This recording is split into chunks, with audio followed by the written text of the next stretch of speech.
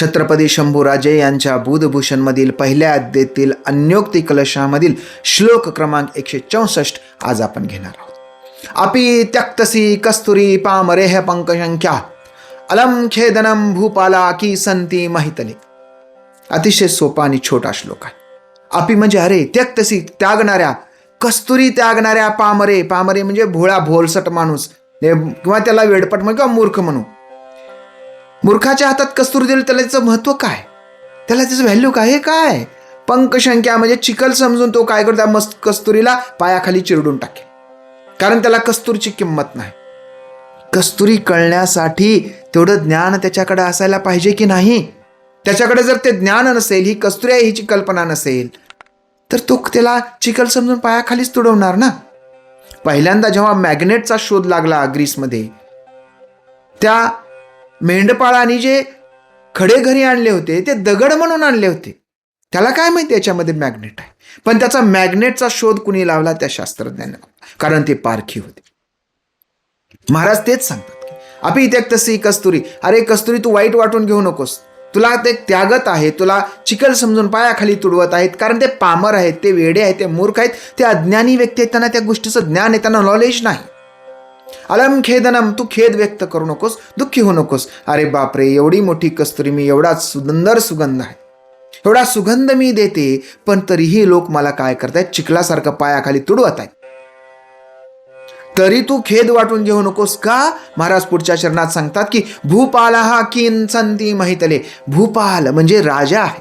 अरे तुझी पारख हे काय पामर लोक करणार आहेत, तुझी पारख करणार कोण? भूपाल, राजा. कारण त्यानं कस्तुरी पाहिलेली आहे, त्याला कस्तुरीचा अनुभव आहे.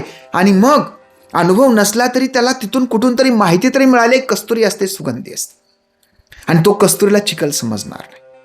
म्हणून तू खेद व्यक्त करू नकोस, तू नाराज होऊ नकोस.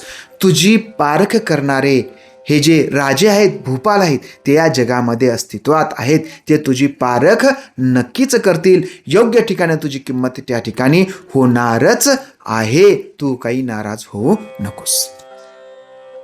अन्योक्ती कलशामध्ये दडलेला याचा अर्थ महाराज सांगतात की कस्तुरी सारखी अतिशय ज्ञानी, नम्र, कर्तबगार माणसं समाजात असतात, परंतु कधी कधी त्यांच्या कर्तबगारीची किंमत त्यांना नसते. विशेषतः घरच्या कुटुंबात त्या लोकांनाच नसते.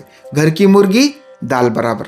घरची कोंबडी कापून खाल्ली तर त्याला खाण्याचा आनंद त्यांना नसतो, ते विकत आणले की त्याचं समाधान असतं. तसं महाराज या ठिकाणी सांगतात की बाबा, तुमची पारख करण्यासाठी, तुम्ही किती ज्ञानी आहोत हे कळण्यासाठी ज्ञानी माणसंच लागतात. येथे हवेत जातीचे, हे काम नोहे राग गबाळ्याचे. जगद्गुरु तुकोबाराय सांगतात त्या पद्धतीनं कस्तुरीची पारख करणारा, कस्तुरी पारख करणाराच व्यक्ती लागतो, आणि तो कोण असतो? राजा असतो. त्यामुळे तुमच्या गुणांची, तुमच्या ज्ञानाची, तुमच्या कौशल्याची जरी पारख आसपासची लोक जरी करत नसले, तरी जेव्हा योग्य पारखी तुम्हाला भेटेल, तेव्हा तुमची काय होणार आहे? कदर होणार आहे. आणि तेव्हा ह्या लोकांना कळणार आहे की अरे, हे तर आपल्यातलं पोरगं होतं, हे तर भलतंच हुशार निघाल. हे नंतर बोलणार, मी अगोदरच म्हणत होतो, असं म्हणणारी माणसं असतातच समाजामध्ये. मला अगोदरच माहिती होतं, त्यांना अगोदरच माहिती असतं, पण ते सांगत नसतात. तसं कस्तुरीसारखी जी माणसं आहेत, ह्या कस्तुरीसारख्या माणसाने जेव्हा आपली फार काही किंमत केली जात नाही, तेव्हा नाराज, निराश व्हायचं नसतं. थोडीशी वाट पाहायची असते, फक्त थोडा संयम ठेवायचा. आणि जेव्हा योग्य पारखी व्यक्ती येतील, तेव्हा तुमची काय होते? पारख होते. आणि मग तुमच्या गुणांना त्या ठिकाणी काय मिळतो? उजाळा मिळतो. शंभूराजेंच्या या श्लोकासोबत या ठिकाणी थांबूया. भेटूया पुढच्या पॉडकास्टमध्ये. तोपर्यंत जय शहाजी, जय जिजाऊ, जय शिवराय, जय शंभूराजे.